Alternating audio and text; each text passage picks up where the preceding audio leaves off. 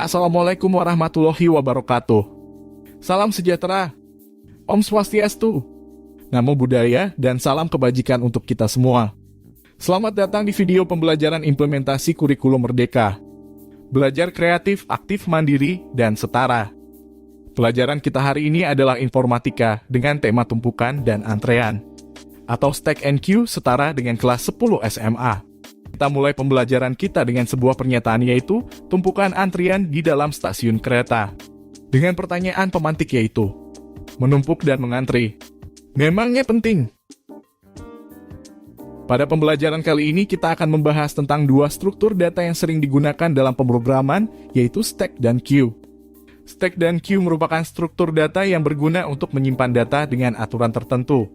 Pertama, kita akan sedikit membahas sejarah singkat tentang stack dan queue. Sejarah stack.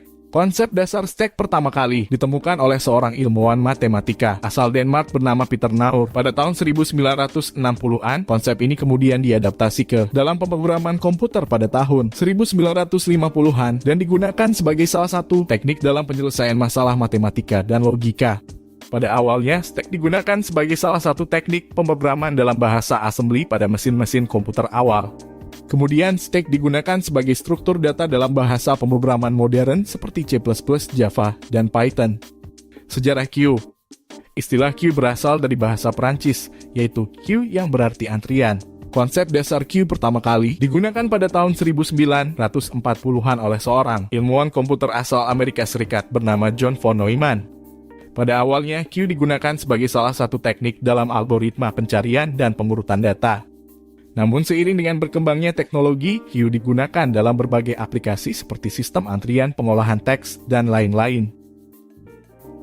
Setelah mengetahui sejarah dari penemuan metode stack dan queue, para peserta didik dipersilakan untuk berdiskusi untuk mencari penyelesaian persoalan tentang 1.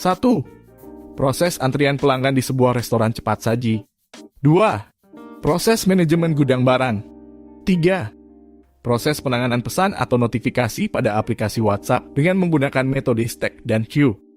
Yang nanti bisa kalian jawab melalui link Google Form yang ada di bagian deskripsi video pembelajaran ini. Selanjutnya kita akan mempelajari tentang definisi dan pengertian metode stack dan queue. Stack dan queue adalah dua jenis struktur data yang sering digunakan dalam pemrograman. Kedua jenis struktur data ini memiliki prinsip atau aturan yang berbeda dalam penyimpanan dan pengambilan elemen-elemen datanya.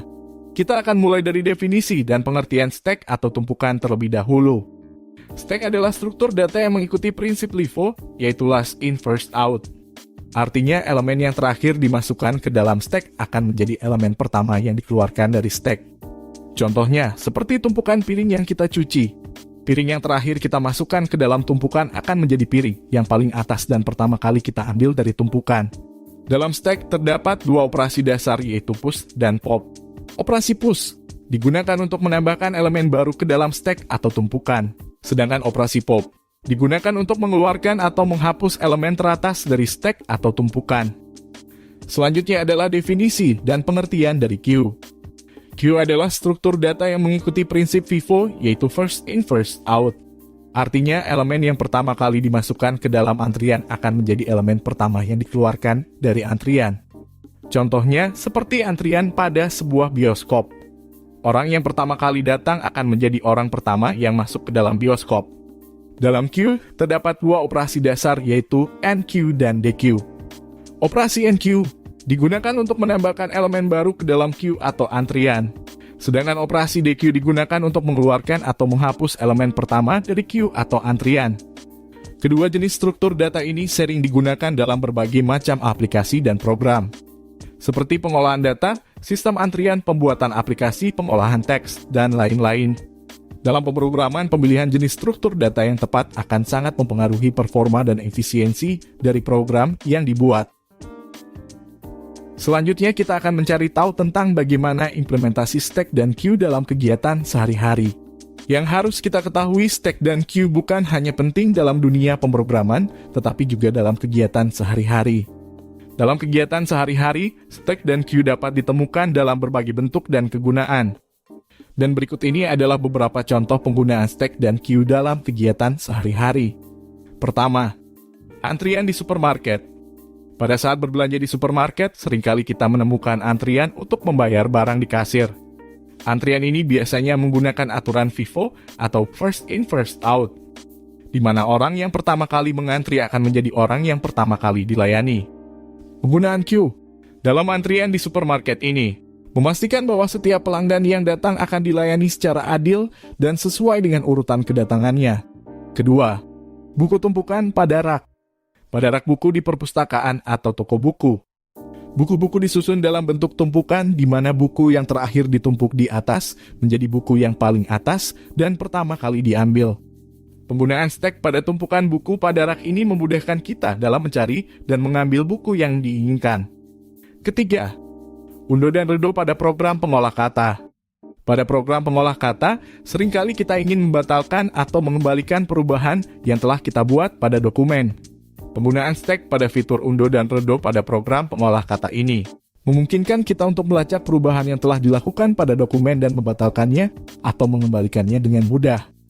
Keempat, penggunaan panci tumpuk. Pada saat memasak, penggunaan panci tumpuk sangat umum dilakukan.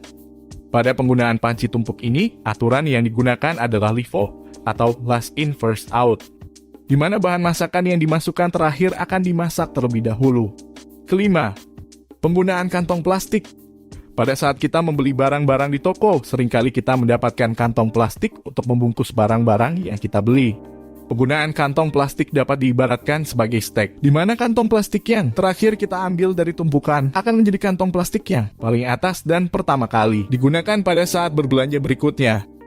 Kesimpulan, stek dan queue bukan hanya penting dalam dunia pemrograman, tetapi juga dalam kehidupan sehari-hari. Contoh penggunaan stek dan queue yang telah dijelaskan di atas dapat membantu kita untuk memahami penggunaan stek dan queue dalam kehidupan sehari-hari. Dalam kehidupan sehari-hari, penggunaan stek dan queue dapat membantu kita untuk melakukan tugas-tugas dengan lebih efisien dan efektif.